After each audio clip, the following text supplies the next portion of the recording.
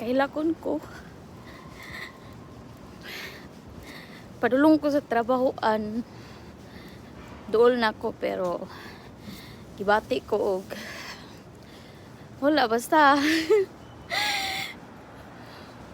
Gibati lang gikog ka ng kuan.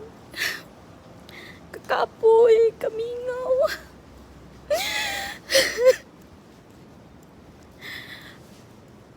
Ambot lang, uwi na lang gid siguro kunang taon pero sulod sa akong dugaan ug sa akong una grabe kakapoy diri sa Amerika pero na naman kita diri pero wala tayo choice.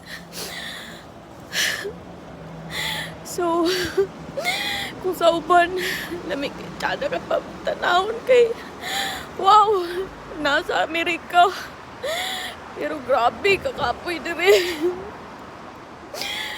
Pero ug di sa ka maning kamot diri wala tulog mo sa dalanon.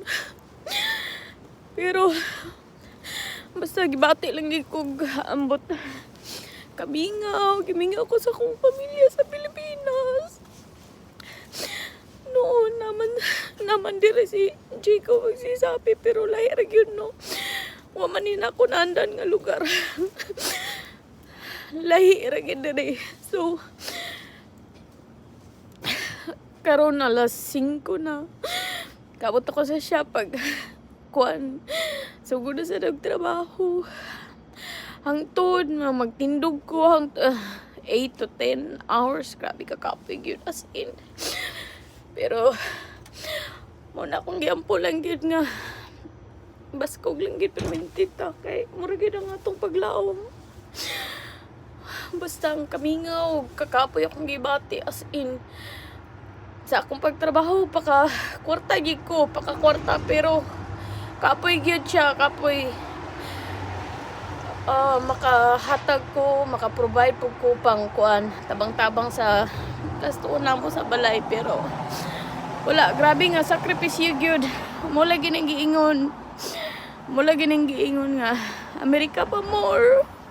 Ay Ginoo ko tabang Lord.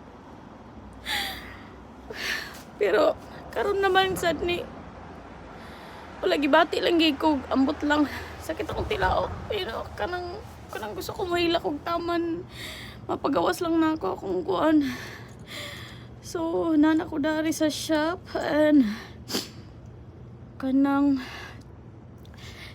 magbiyahe ko padulong dire.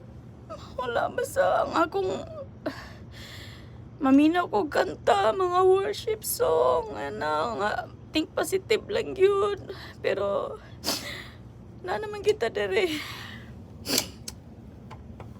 And yeah, pasalamat ka punta sa Ginoo no. Tarungan ang lights diha basin hindi na mao padulong na ta sa langit unsa. Sorry.